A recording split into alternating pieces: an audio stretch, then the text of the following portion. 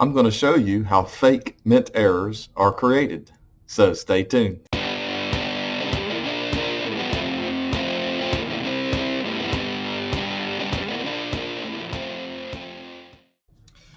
My name is Daniel and you are watching Coin Help You. I'm going to share some techniques that people use to create mint errors.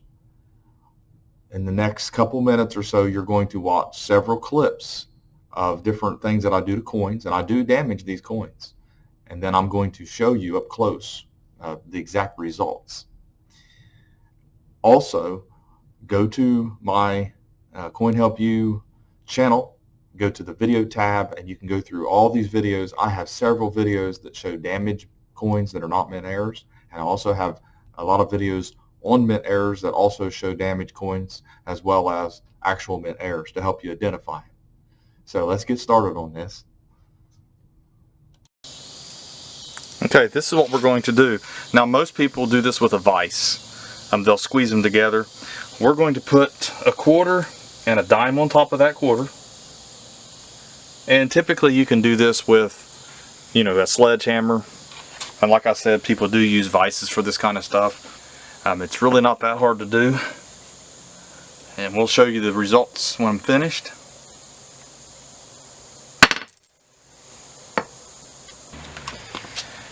Here's something else that can be done. This is actually a paddle bit. You can put the point onto the coin.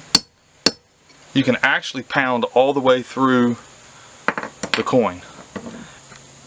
Another thing you can do is you've got several different kinds of metal snips, as you can see here, and these coins are kind of soft. You can put some lines in them. You can easily take a Dremel and you can make some damage designs into them. But this one here, I'll show you what we can do. This one.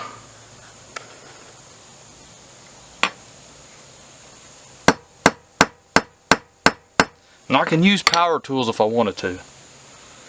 But I can make symmetrical lines all around this coin, especially with if I had a larger size.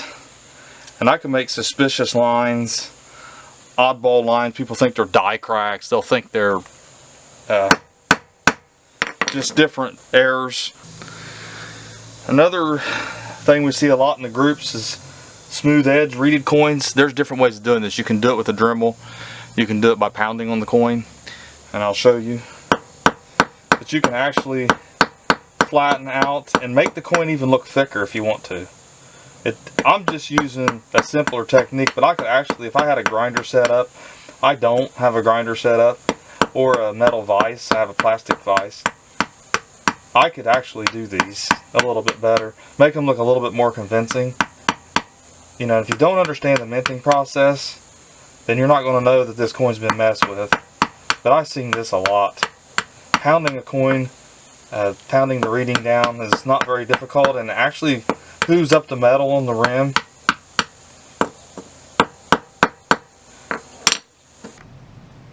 Here's one of the coins, and I'm going to show you these up close.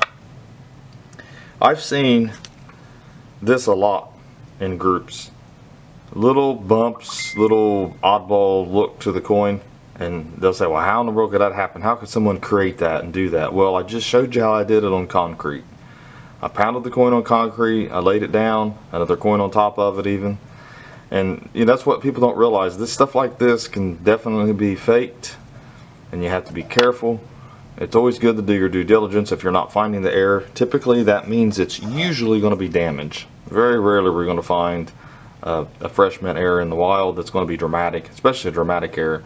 The minting process only can create so many different types of errors, and I'm not saying a new one can't be found, but when it comes to real dramatic errors, it's pretty much set in stone what's going to happen. And here you have, like I showed you some more of that, concrete puts little tiny dimples and pits in a coin. A lot of people think that's a planchet flaw, and the planchet's not. Look how it is. It's the wrong shape. Another This right here is when another coin on top, and as you can see, I actually got some lettering here from the other coin.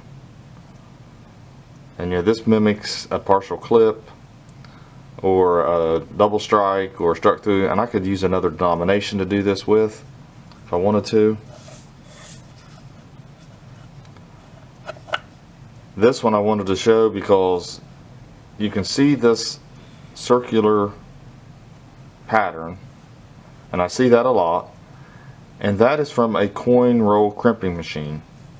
Okay, and sometimes it's all around the coin. It's not an error. Here's the dime. You can see some of the design of the quarter that was pounded into it. And it's like I said, you can do this, and you have to really watch out. Error-reference.com is a very good place to look some of these coins up, look up errors and things like that, and learn about them. You want to read those articles. Here's one. I showed you the hole I could create it in it, and also the lines. A lot of people will say, well, that's raised. Well, it might be raised a little bit on each side because the metal had to go somewhere. And here's the other side of it. As you can see, it's just damage. It looks kind of neat. Someone might find that and think, oh, that's neat, I'm going to keep it just in case. Well, that's fine, go ahead, but I can tell you right now, I can create one and create more of them, and I can do it differently with different tools and make it even look more convincing. This one here is one that I didn't show in there, but you can take your finger, your thumb, and rub this across the concrete like this. And you keep doing that, and you'll rub it down. And I see that a lot, and you can actually do that to the rims. There's just so many things that people can do, and they can play with coins.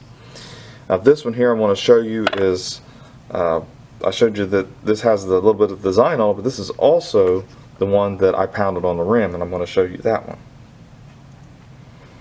Okay, this one here, as you can see, some of the reading is disappearing. It's getting to be flattened out, and there are some areas here you will see that there's hardly any reading at all. And if I would have kept pounding on this coin, there would have been no edge reading. And if I did it, grinded it down a little bit, polished it down a little bit, it would have looked like it didn't have any reading. And then this reading here, or this edge, would have actually started raising. You can see it starting to do it here, and it'd make the whole coin look thicker, even though the center mass is not. So there's just a few fake errors I wanted to show you and show you how they can be created. And as you can see, different ways of creating fake errors. Coins that are just damaged. If someone who has a talent for messing or boredom or whatever it might be can really make some decent looking damaged coins. Just like hobo nickel carvers. They're damaged coins. They look really neat, but the value is only in the fact that it's art. Creating fake errors actually confuses the hobby, and it's not a good idea to do this.